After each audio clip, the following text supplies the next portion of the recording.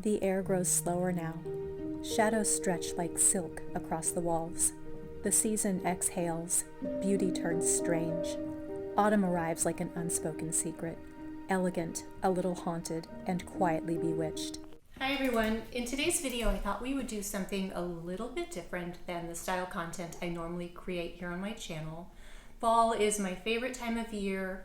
I recently went apple picking, and so I started thinking, why not host a ladies' afternoon tea? So that's what we're going to be doing here today. I'm going to show you the few days leading up to the event. But I had all these apples, and so I thought that we would bake an apple tart as part of the ladies' afternoon tea.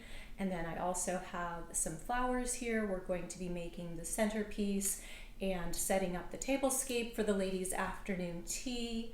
And all things fall. We're still going to be talking about beautiful things like we normally do here on my channel, but a little bit more into the realm of home decor and hosting. So this should be fun because I am not a professional florist and I'm also not English. So if you happen to be English and I create some kind of cultural atrocity with my afternoon tea, it isn't intended to be a traditional afternoon tea. It's just a group of girls getting together for some tea, maybe some cocktails. So no cultural atrocity intended, but I thought we would start with the flowers because I want to get them into the water so they're not wilted and looking worn out by the time the event rolls around. So let's make a start with that.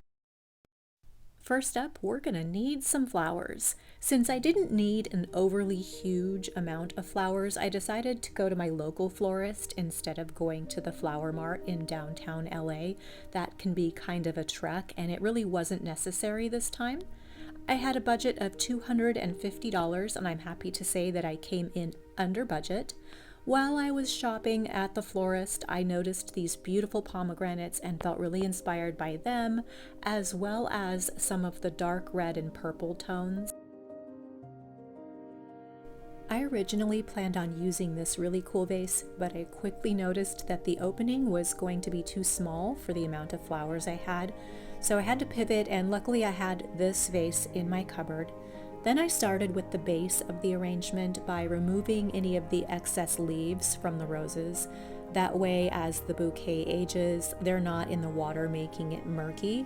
I also do periodically change out the water from any of my floral arrangements.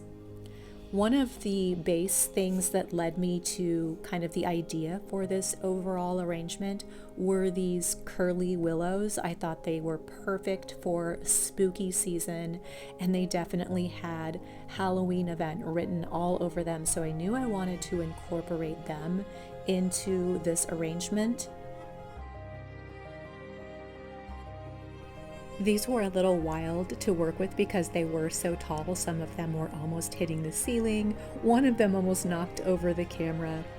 When it came to these pieces, I saw them at the florist and they really spoke to me, but they got wilted so fast. I was really concerned that they were actually just going to wither away and die and I would have to pull them out, but they drank up some water and revived themselves by the time the event rolled around, so I was quite pleased with that. When I saw this dark purple hydrangea, I knew I wanted it to be part of the bouquet. I actually got lucky. I had to beg the florist for it. They had a sign on all their arrangements saying they were set aside for a wedding and unavailable, but I did get this one. I also saw this red waxy anthurium, and I knew I wanted it to be kind of the focal point of this arrangement, but in order to get it to work, especially considering I had to change up the selection of vase, I had to trim it and kind of play around with it to get it at the height that I wanted. Then I was faced with kind of another make it work moment. I ended up cutting some branches off a plum tree in my yard because I noticed that there were some blank spaces in the bouquet. So rather than having to go back to the florist, I decided to use these to fill in those spaces. And of course, I did get the pomegranates. Don't worry, I got these from the store. I did not pick them off the tree at the florist. I might have wanted to, but I didn't. Then I also picked up this cool dark purple kind of witchy looking branch while I was at the florist and added these kind of Gothic-y looking placemats. I had originally planned to add some candles, but it was still too warm the day of, and I didn't want the ladies to be too hot and sweating at afternoon tea. All right, so while this was cooling, I got ready, and I will insert the clip of what I have on and give you those details. I will also list everything in the description box. All right, so here's what I have on to be the hostess with the mostest for my ladies' afternoon Gothic themed fall tea. The shirt you guys have seen before, but I'm a big believer in re-wearing clothes. I don't think it's a crime to buy something and then work it into your wardrobe and wear it with longevity in mind. So this Chloe blouse and then the skirt, I don't remember off the top of my head where it's from.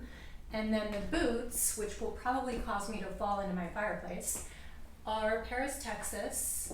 And then the fine details, I wanted to be a little bit girly since it's an afternoon girls' tea, and do a little green bracelet to go with the skirt. And then for fragrance, also very fitting for a fall Gothic Halloween-ish situation, I'm wearing Byredo's Mojave Ghost. So that is the fit for the girls' afternoon tea.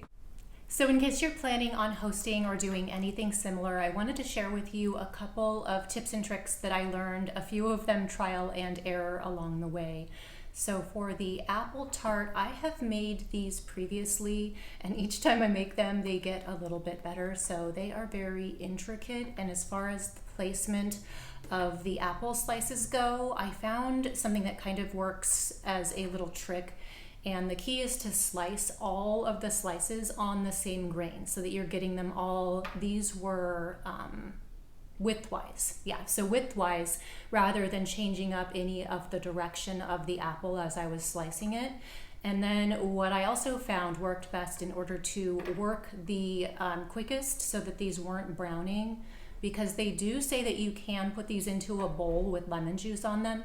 But the way that I found that these are all kind of laid out in linear or circular pieces, that's so much work to have to get them back out of the bowl and then line them all up so that they fit in this in an aesthetic way.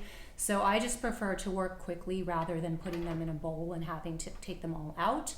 And that's the next thing I would tell you. As far as slicing these apples, I would do probably 6 to 10 slices and then fan them into a row and place them into the tart. That way everything is kind of easier to line up because you're going with the natural shape of the apple.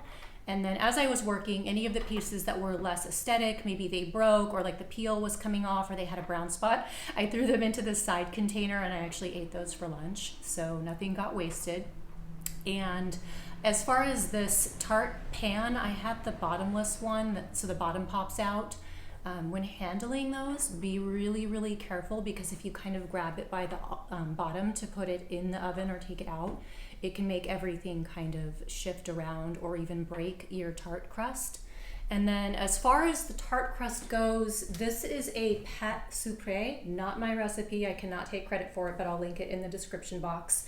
And a couple of tips for this. I did make the pie crust in advance, and also I found that freezing it overnight and then par baking it was probably the best thing that you can do. That way it's prepared in advance, it's a lot easier, and then you don't have to worry about it being soggy if you don't par bake it. And then the last tip for the tart I would tell you is that I brushed some cherry jam that I just microwaved and heated up so it was a little more viscous. I brushed that onto the top so that it brought back a little bit of the pinkish tone to the apples. I've seen people typically use like apricot jam, and that's just not quite as pinky. I had the strawberry one in the fridge, so I used that. And then when it comes to the finger sandwiches, I wanted to do peanut butter and jelly, but then I thought, well, it's not very sophisticated or like giving ladies afternoon tea. So I decided to do a fig jam and brie. And then the other ones are the traditional cucumber finger sandwiches. These were really easy to make. All I did was put the bread together and then kind of cut off the crust so that way they were all in a stack and everything was done at once rather than having to do one by one.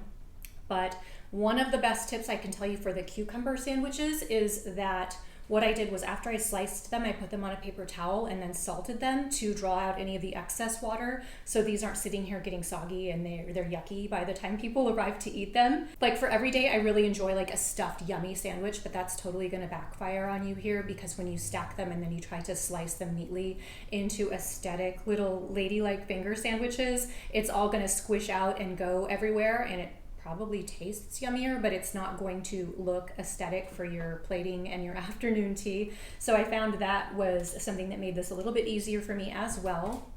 And then I have to show you this guy. So this guy was all slumped over, and I thought I might have to take it out and throw it away because I was afraid it would die overnight. It didn't. It actually perked up, so I was really happy to see that. And that is about it for what I did to set up this fall theme, kind of gothic girls' afternoon tea. Everybody's going to be arriving soon, and I'm going to switch back into private browsing mode because I have signed up to spatter my life across the internet. My friends have not. So I will see you guys next time, and thanks for spending some time with me and seeing how I prepared all this, and I'll see you all soon.